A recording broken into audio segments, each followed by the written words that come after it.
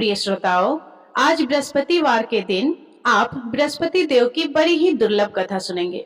इस कथा को सुनने से भक्तों की सभी मनोकामनाएं भगवान बृहस्पति देव की कृपा से पूर्ण हो जाती है। तो आइए बड़े ही श्रद्धा और प्रसन्नचित मन से इस कथा को सुनते हैं। भारतवर्ष में एक प्रतापी और दानी राजा राज्य करता था। वह नित्य गरीबों और ब्राह्मणों की सहायता करता था। यह बात उसकी रानी को अच्छी नहीं लगती थी। वह ना ही गरीबों को दान देती और ना ही भगवान का पूजन करती थी और राजा को भी दान देने से मना करती थी। एक दिन राजा शिकार खेलने वन को गए हुए थे, तो रानी महल में अकेली थी। उसी समय बृहस्पति देव साधु वेश में राजा के महल में भिक्षा लेने के लिए गए और भिक्षा मांगी तो रानी ने भिक्षा देने से इनकार कर दिया और कहा, हे साधु महाराज, मैं तो दान पुण्य से तंग आ गई हूँ। मेरा पति सारा धन लुटाते रहते हैं। मेरी इच्छा है कि हमारा धन नष्ट हो जाए, फिर ना रहेगा बांस और ना बजेगी बांसुरी। साधु ने कहा, देवी तुम तो बड़ी ही विचित्र हो। धन संतान तो सभी चाहते हैं, पुत्र और लक्ष्मी तो पापी के घर भी होने चाहिए। यदि तुम्हारे पास अधिक धन है तो भूखों को भोजन दो, प्यासों के लिए प्याऊ बनवाओ, मुसाफिरों के लिए धर्मशालाएं खुलवाओ। जो निर्धन अपनी कुंवारी कन्याओं का विवाह नहीं कर सकते हैं, उनका विवाह करा दो। ऐसे और कई काम हैं जिनके करने से तुम्हारा यश लोक और परलोक में फैलेगा। परंतु रानी पर उपदेश का कोई प्रभाव नहीं पड़ा। वह बोली, महाराज आप मुझे कुछ ना समझाए। मैं ऐसा धन नहीं चाहती जो हर जगह बांटती फिरूं। साधु ने उत्तर दिया, यदि तुम्हारी ऐसी ही इच्छा है तो तथास्तु। तुम ऐसा करना कि बृहस्पतिवार को घर लीपकर पीली मिट्टी से अपना सिर धोकर स्नान करना, भट्टी चढ़ाकर कपड़े धोना। ऐसा करने से आपका सारा धन नष्ट हो जाएगा। इतना कहकर वह साधु महाराज वहां से आलोक हो गए और साधु के अनुसार कई बातों को पूरा करते हुए रानी को केवल 3 बृहस्पतिवार ही बीते थे कि उनकी समस्त धन संपत्ति नष्ट हो गई। भोजन के लिए राजा का परिवार तरसने लगा। तब एक दिन राजा ने रानी से बोला कि हे रानी, तुम यहीं रहो, मैं दूसरे देश को जाता हूँ, क्योंकि यहाँ पर सभी लोग मुझे जानते हैं, इसीलिए मैं कोई छोटा कार्य नहीं कर सकता। ऐसा कहकर राजा परदेश चला गया। वहां वह जंगल से लकड़ी काट कर लाता और शहर में बेचता था। इस तरह वह अपना जीवन व्यतीत करने लगा। इधर राजा के परदेश जाते ही रानी और दासी दुखी रहने लगी। एक बार जब रानी और दासी को 7 दिन तक बिना भोजन के रहना पड़ा, तो रानी ने अपनी दासी से कहा, हे दासी, पास ही के नगर में मेरी बहन रहती है। वह बड़ी धनवान है, तो उसके पास जा और कुछ लेकर आ, ताकि थोड़ा बहुत गुजर बसर हो सके। रानी की दासी उसकी बहन के पास गई। उस दिन गुरुवार था और रानी की बहन उस समय बृहस्पतिवार व्रत की कथा सुन रही थी। दासी ने रानी की बहन को अपनी रानी का संदेश दिया, लेकिन रानी की बड़ी बहन ने कोई उत्तर नहीं दिया। जब दासी को रानी की बहन से कोई उत्तर नहीं मिला, तो वह बहुत दुखी हुई और उसे क्रोध भी आया। दासी ने वापस आकर रानी को सारी बात बता दी। सुनकर रानी ने अपने भाग्य को कोसा। उधर रानी की बहन ने सोचा कि मेरी बहन की दासी आई थी, परंतु मैं उससे नहीं बोली, इससे वह बहुत दुखी हुई होगी। कथा सुनकर और पूजन समाप्त करके वह अपनी बहन के घर आई और कहने लगी, हे बहन, मैं बृहस्पतिवार का व्रत कर रही थी। तुम्हारी दासी मेरे घर आई थी, परंतु जब तक कथा होती है तब तक ना तो उठते हैं और ना ही बोलते हैं, इसीलिए मैं नहीं बोली। कहो दासी क्यों गई थी? रानी बोली, बहन तुमसे क्या छिपाऊं, हमारे घर में खाने तक को अनाज नहीं था। ऐसा कहते कहते रानी की आंखें भर आई। उसने दासी समेत पिछले 7 दिनों से भूखे रहने तक की बात अपनी बहन को विस्तार पूर्वक सुना दी। रानी की बहन बोली, देखो बहन, भगवान बृहस्पति सबकी मनोकामनाओं को पूरा करते हैं। देखो शायद तुम्हारे घर में अनाज रखा हो। पहले तो रानी को विश्वास नहीं हुआ, पर बहन के आग्रह करने पर उसने अपनी दासी को अंदर भेजा तो उसे सचमुच अनाज से भरा एक घड़ा मिल गया। यह देखकर दासी को बड़ी हैरानी हुई। दासी रानी से कहने लगी, हे रानी, जब हमको भोजन नहीं मिलता है तो हम व्रत ही तो करते हैं, इसलिए क्यों ना इनसे व्रत और कथा की विधि पूछ ली जाए ताकि हम भी व्रत कर सके। तब रानी ने अपनी बहन से बृहस्पतिवार व्रत के बारे में पूछा। उसकी बहन ने बताया, बृहस्पतिवार के व्रत में चने की दाल और मुनक्का से विष्णु भगवान का केले की जड़ में पूजन करे तथा दीपक जलाए, व्रत कथा सुने और पीला भोजन ही करे। इससे बृहस्पति देव प्रसन्न होते हैं। और व्रत और पूजन विधि बताकर रानी की बहन अपने घर को लौट गई। 7 दिन के बाद जब गुरुवार आया तो रानी और दासी ने व्रत रखा। गुड़साल में जाकर चना और गुड़ लेकर आई, फिर उससे केले की जड़ तथा विष्णु भगवान का पूजन किया। अब पीला भोजन कहाँ से आए, इस बात को लेकर दोनों बहुत दुखी थी, क्योंकि उन्होंने व्रत रखा था, इसीलिए बृहस्पति देव उनसे प्रसन्न थे। इसलिए वे एक साधारण व्यक्ति का रूप धारण करके 2 थालों में सुंदर पीला भोजन दासी को दे गए। भोजन पाकर दासी बहुत प्रसन्न हुई और फिर रानी के साथ मिलकर भोजन किया। उसके बाद वे सभी गुरुवार को व्रत और पूजन करने लगी।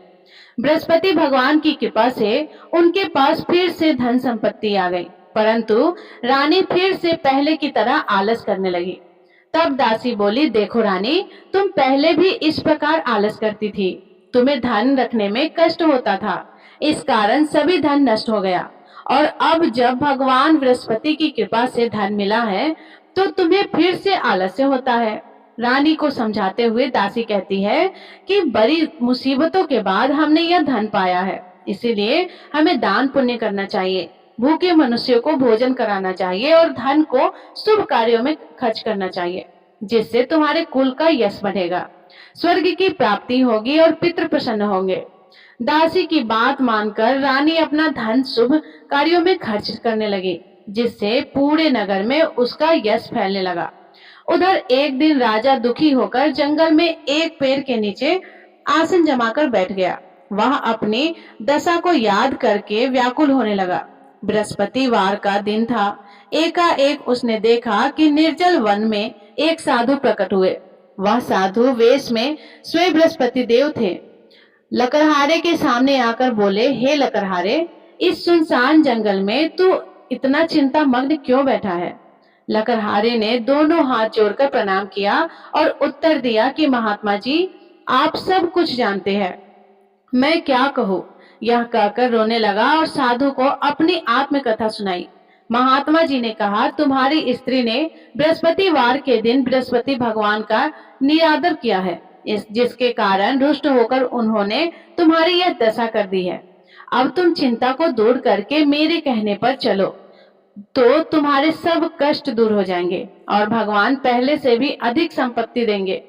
तुम बृहस्पतिवार के दिन कथा किया करो।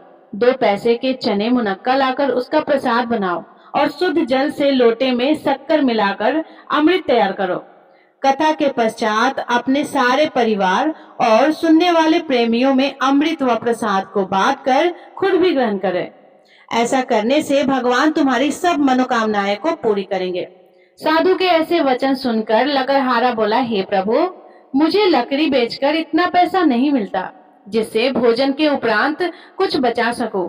मैंने रात्रि में अपनी स्त्री को व्याकुल देखा है। मेरे पास कुछ भी नहीं है जिससे मैं उसकी खबर मंगा सकूं। और फिर बृहस्पति देव की क्या कहानी सुनो, मुझको तो कुछ भी मालूम नहीं है।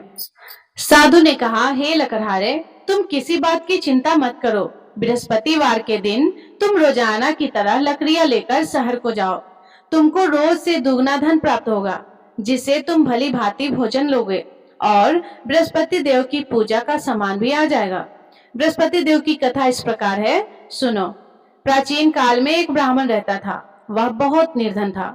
उसकी कोई संतान नहीं थी। उसकी स्त्री बहुत मलिनता के साथ रहती थी। वह स्नान नहीं करती थी, किसी देवताओं का पूजन नहीं करती थी।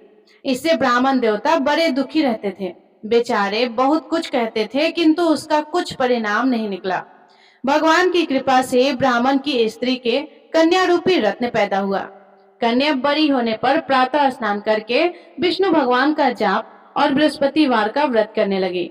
अपने पूजन पाठ को समाप्त करके विद्यालय जाती। तो अपनी मुट्ठी में जौ भर के ले आती और पाठशाला के मार्ग में डालती जाती। तब यह जौ स्वर्ण के हो जाते, तो लौटते समय उनको बीनकर घर ले आती। एक दिन वह बालिका सूप में उस सोने के जौ को फटककर साफ कर रही थी कि उसके पिता ने देख लिया और कहा, हे बेटी, सोने की जौ के लिए सोने का सूप भी होना चाहिए। दूसरे दिन बृहस्पतिवार था। इस कन्या ने व्रत रखा और बृहस्पति देव से प्रार्थना करके कहा, मैंने आपकी पूजा सच्चे मन से की है, तो मेरे लिए सोने का सूप दे दो। बृहस्पति देव ने उसकी प्रार्थना स्वीकार कर ली। रोजाना की तरह वह कन्या जौ फैलाती हुई जाने लगी। जब लौटकर जौ बीन रही थी, तो बृहस्पति देव की कृपा से सोने का सूप मिला। उसे वह घर ले आई और उसमें जौ साफ करने लगी, परंतु उसकी माँ का वही ढंग रहा। एक दिन की बात है कि वह कन्या सोने के सूप में जौ साफ कर रही थी। उस समय उस शहर का राजपुत्र वहां से होकर निकला। इस कन्या के रूप और कार्य को देखकर मोहित हो गया और अपने घर आकर भोजन और जल त्याग कर उदास होकर लेट गया। राजा को इस बात का पता लगा तो अपने प्रधानमंत्री के साथ उसके पास गए और बोले, हे बेटा, तुम्हें किस बात का कष्ट है? किसी ने तुम्हारा अपमान किया है अथवा और कोई कारण हो, सो कहो, मैं वही कार्य करूंगा जिससे तुम्हें प्रसन्नता हो। अपने पिता की राजकुमार ने बातें सुनी तो वह बोला, मुझे आपकी कृपा से किसी बात का दुख नहीं है, किसी ने मेरा अपमान भी नहीं किया है, परंतु मैं उस लड़की से विवाह करना चाहता हूँ जो सोने के सूप में जौ साफ कर रही थी। यह सुनकर राजा आश्चर्य में पड़ गया और बोला, हे बेटा, इस तरह की कन्या का पता तुम ही लगाओ, मैं उसके साथ तेरा विवाह अवश्य ही करवा दूंगा। राजकुमार ने उस लड़की के घर का पता बताया। तब मंत्री उस लड़की के घर गए और ब्राह्मण देवता को सभी हाल बताया। ब्राह्मण देवता राजकुमार के साथ अपनी कन्या का विवाह करने के लिए तैयार हो गया तथा विधि विधान के अनुसार ब्राह्मण की कन्या का विवाह राजकुमार के साथ हो गया। कन्या के घर से जाते ही पहले की भांति उस ब्राह्मण देवता के घर में गरीबी का निवास हो गया। अब भोजन के लिए भी अन्न बड़ी मुश्किल से मिलता था। एक दिन दुखी होकर ब्राह्मण देवता अपनी पुत्री के पास गए। बेटी ने पिता की दुखी अवस्था को देखा और अपनी माँ का हाल पूछा। तब ब्राह्मण ने भी सभी हाल कह दिया। कन्या ने बहुत सा धन देकर अपने पिता को विदा कर दिया। इस तरह ब्राह्मण का कुछ समय सुखपूर्वक व्यतीत हुआ। कुछ दिन के बाद फिर वही हालत हो गया। ब्राह्मण फिर अपनी कन्या के यहाँ गया और सारा हाल कहा तो लड़की बोली, हे पिताजी, आप माता जी को यहाँ ले आओ, मैं उन्हें विधि बता दूंगी जिससे उनकी गरीबी दूर हो जाए। वह ब्राह्मण देवता अपने स्त्री को साथ लेकर पहुंचे तो अपनी माँ को समझाने लगे कि हे माँ, तुम प्रातः काल प्रथम स्नान आदि करके विष्णु भगवान का पूजन करो तो सब दरिद्रता दूर हो जाएगी। परंतु उसकी माँ ने एक भी बात नहीं मानी और प्रातः काल उठकर अपनी पुत्री के बच्चों का जूठन खा लिया करती थी। इससे उसकी पुत्री को भी बहुत गुस्सा आया। उसने एक रात को एक कोठरी से सारा सामान निकाल दिया और अपनी माँ को उसमें बंद कर दिया। प्रातः उसमें से उसे निकाला तो स्नान आदि करा के पूजा पाठ करवाया तो उसकी माँ की बुद्धि ठीक हो गई। इसके बाद वह नियम से पूजा पाठ करती और प्रत्येक बृहस्पतिवार को व्रत रखने लगी। इस व्रत के प्रभाव से उसकी माता और पिता बहुत ही धनवान और पुत्रवान हो गए और बृहस्पति देवता के प्रभाव से इस लोक के सुख को भोगकर अंत में स्वर्ग को प्राप्त हुए। इस तरह कहानी कहकर साधु देवता वहां से अंतर्ध्यान हो गए। धीरे धीरे समय व्यतीत होने पर फिर वही बृहस्पतिवार का दिन आया। लकड़हारा जंगल से लकड़ी काटकर किसी शहर में बेचने गया। उसे उस दिन और दिन से अधिक पैसा मिला। राजा ने चना गुड़ आदि लाकर गुरुवार का व्रत किया। उस दिन से उसके सभी क्लेश दूर हो गए। परंतु जब दोबारा गुरुवार का दिन आया तो बृहस्पतिवार का व्रत करना भूल गया। इस कारण बृहस्पति भगवान नाराज हो गए। उस दिन उस नगर के राजा ने विशाल यज्ञ का आयोजन किया और तथा शहर में यह घोषणा करा दी थी कि कोई भी मनुष्य अपने घर में भोजन ना बनवाए, ना आग जलाए, समस्त जनता मेरे यहाँ भोजन करने आए। इस आज्ञा को जो न मानेगा उसे फांसी की सजा दी जाएगी। इस तरह की घोषणा संपूर्ण नगर में करवा दी गई। राजा की आज्ञा के अनुसार शहर के सभी लोग भोजन करने गए, लेकिन लकड़हारा कुछ देर से पहुंचा।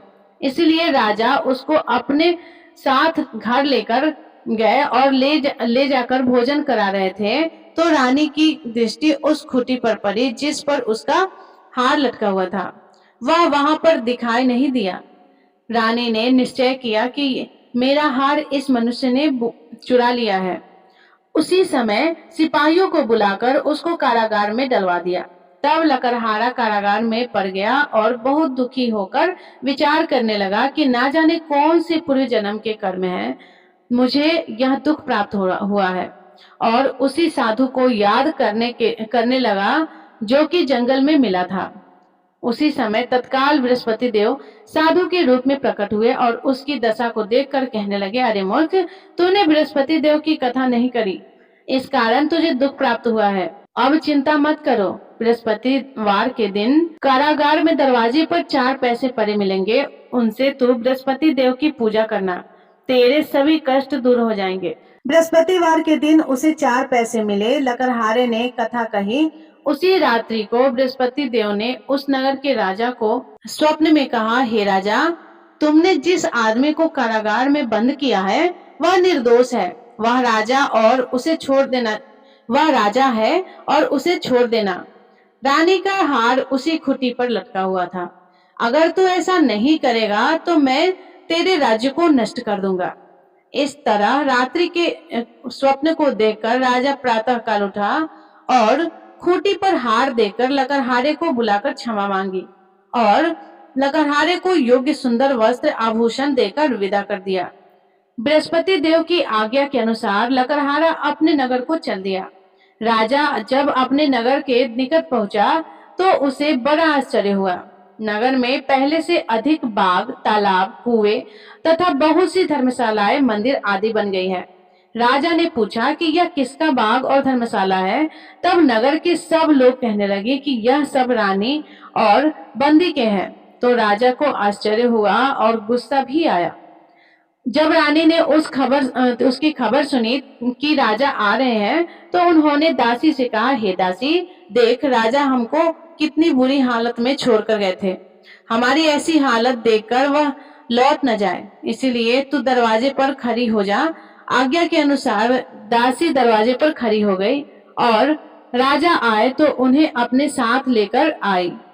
तब राजा ने क्रोध करके अपनी रानी से पूछा कि यह धन तुम्हें कैसे प्राप्त हुआ है। तब उन्होंने कहा, हमें यह धन बृहस्पति देव की इस व्रत के प्रभाव से प्राप्त हुआ है। राजा ने निश्चय किया कि 7 रोज बाद तो सभी बृहस्पति देव भगवान का पूजन करते हैं, परंतु मैं प्रतिदिन में 3 बार कहानी और रोज व्रत किया करूंगा।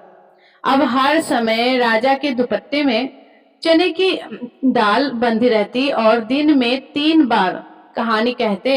एक रोज राजा ने विचार किया कि चलो अपनी बहन के यहाँ हो आवे। इस तरह निश्चय करके राजा घोड़े पर सवार होकर अपनी बहन के यहाँ को चलने लगा। मार्ग में उसने देखा कि कुछ आदमी एक मुर्दे को लिए जा रहे हैं। उन्हें रोककर राजा कहने लगा, अरे भाइयों, मेरी बृहस्पति देव की कथा तो सुन लो। वे बोले, लो, हमारा तो आदमी मर गया है और इसको अपनी कथा की पड़ी है। परंतु कुछ आदमी बोले कि अच्छा कहो, हम तुम्हारी कथा भी सुनेंगे। राजा ने दाल निकाली और जब कथा आधी हुई कि मुर्दा हिलने लगा और जब कथा समाप्त हो गई तो राम राम करके मनुष्य उठकर खड़ा हो गया। आगे मार्ग में उसे किसान खेत में हल चलाता मिला तो राजा ने उसे देखकर बोला, अरे भैया, तुम मेरे बृहस्पतिवार की कथा तो सुन लो। किसान बोला, जब तक मैं तेरी कथा सुनूंगा तब तक 4 हरैया जोत लूंगा। जा अपनी कथा किसी और को सुना। इस तरह राजा और आगे चलने लगे। राजा के हटते ही बैल पछाड़ खाकर गिर गए और किसान के पेट में बड़ी जोर का दर्द होने लगा। उस समय उसकी माँ रोटी लेकर आई और उसने जब यह देखा तो अपने पुत्र से सब हाल पूछा और बेटे ने सभी हाल कह दिया। तो बुढ़िया दौड़ी दौड़ी उस घुड़सवार के पास गई और उससे बोली कि मैं तेरी कथा सुनूंगी। तू अपनी कथा मेरे खेत पर चलकर ही कहना। राजा ने बुढ़िया के खेत पर जाकर कथा कही, जिसके सुनते ही वह बैल उठकर खड़े हो गए तथा किसान के पेट का दर्द भी बंद हो गया। राजा अपनी बहन के घर पहुंची। बहन ने भाई की खूब मेहमानी की। दूसरे रोज प्रातः काल राजा जगा तो वह देखने लगा कि सब लोग भोजन कर रहे हैं। राजा ने अपनी बहन से कहा, ऐसा कोई मनुष्य है जिसने भोजन नहीं किया हो तो मेरे बृहस्पतिवार का कथा सुन ले। बहन बोली कि हे भैया, यह देश ऐसा ही है कि पहले यहाँ लोग भोजन करते हैं, बाद में अन्य काम करते हैं। अगर कोई पड़ोस में हो तो देखाओ। वह ऐसा कहकर देखने चली गई, परंतु उसे कोई ऐसा व्यक्ति नहीं मिला जिसने भोजन ना किया हो। अब वह एक कुम्हार के घर गई जिसके लड़का बीमार था। उसे मालूम हुआ कि उनके यहाँ 3 रोज से किसी ने भोजन नहीं किया है। रानी ने अपने भाई की कथा सुनने के लिए कुम्हार से कहा। वह तैयार हो गया। राजा ने आकर बृहस्पतिवार की कथा कही, जिसको सुनकर उसका लड़का ठीक हो गया। अब तो राजा की प्रशंसा होने लगी। एक रोज राजा ने अपनी बहन से कहा कि हे बहन, अब हम अपने घर को जाएंगे, तुम भी तैयार हो जाओ। राजा की बहन ने अपनी सास को कहा तो सास ने कहा कि चली जा, परंतु अपने लड़कों को मत ले जाना, क्योंकि तेरे भाई की कोई औलाद नहीं है। बहन ने अपने भैया से कहा कि हे भैया, मैं तो चलूंगी पर कोई बालक नहीं चलेगा। तो राजा बोला कि जब कोई बालक नहीं चलेगा तब तुम ही क्या करोगे। दुखी मन से राजा अपने नगर को लौट आया। राजा ने अपनी रानी से कहा कि हम निर्वसी हैं, हमारा मुंह देखने का धर्म नहीं है और कुछ भोजन आदि नहीं मिला है। रानी बोली, हे प्रभु, बृहस्पति देव ने हमें सब कुछ दिया है, वह हमें औलाद अवश्य देंगे। उसी रात को बृहस्पति देव ने राजा से स्वप्न में आकर कहा, राजा उठो, सभी सोच त्याग दो, तेरी रानी गर्भ से है। राजा को यह बात सुनकर बड़ी खुशी हुई। 9वें महीने में उसके गर्भ से एक सुंदर सा पुत्र पैदा हुआ। तब राजा बोला कि हे रानी, स्त्री बिना भोजन के रह सकती है पर बिना कहे नहीं रह सकती। जब मेरी बहन आएगी तुम उससे कुछ मत कहना। रानी ने सुनकर हाँ कर दिया। जब राजा की बहन ने यह शुभ समाचार सुना तो वह बहुत खुश हुई और बधाई लेकर अपने भाई के यहाँ आई। तभी रानी ने कहा कि घोड़ा चढ़कर तो नहीं आई हो, गधा चढ़कर आई हो। राजा की बहन बोली, भाभी, मैं इस प्रकार ना कहती तो तुम्हें औलाद कैसे मिलता। बृहस्पति देव ऐसा ही करते हैं, जैसे जिसके मन में कामना है सभी को पूर्ण करते हैं। जो श्रद्धा भावना पूर्वक बृहस्पतिवार का व्रत करता है या कथा पढ़ता है अथवा सुनता है, दूसरों को सुनाता है, बृहस्पति देव उसकी सभी मनोकामनाएं को पूर्ण करते हैं। बृहस्पति देव उनकी सदैव रक्षा करते हैं।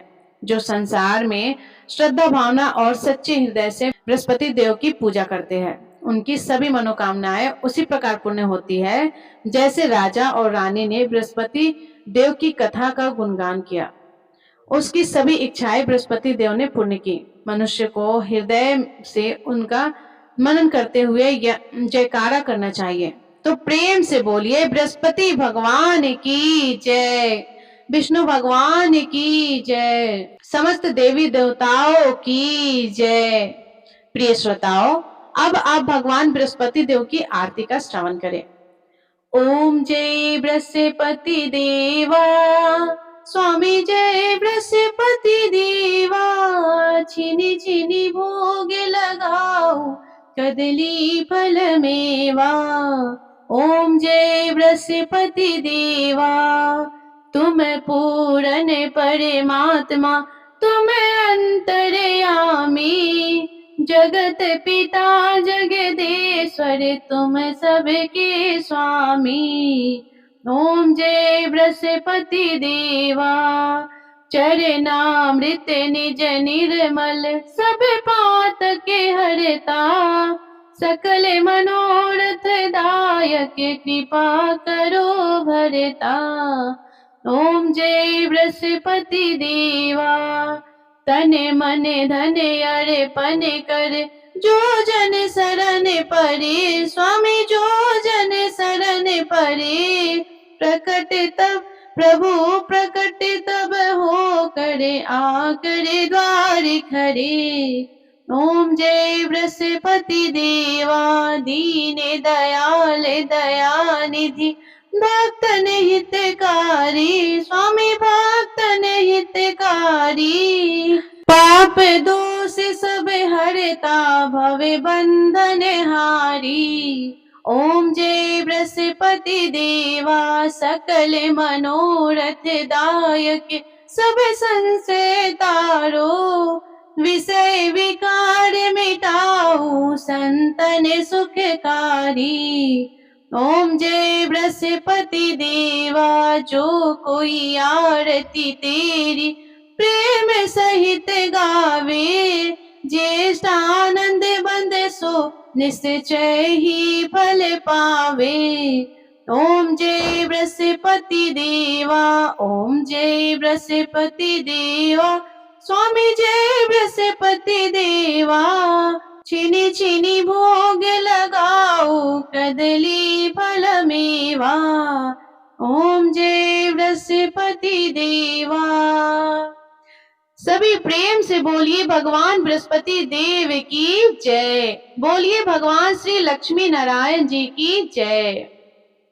प्रिय श्रोताओं, अगर आपको आज की वीडियो पसंद आई हो तो वीडियो को लाइक करके चैनल को सब्सक्राइब जरूर कीजिएगा। धन्यवाद। राधे राधे।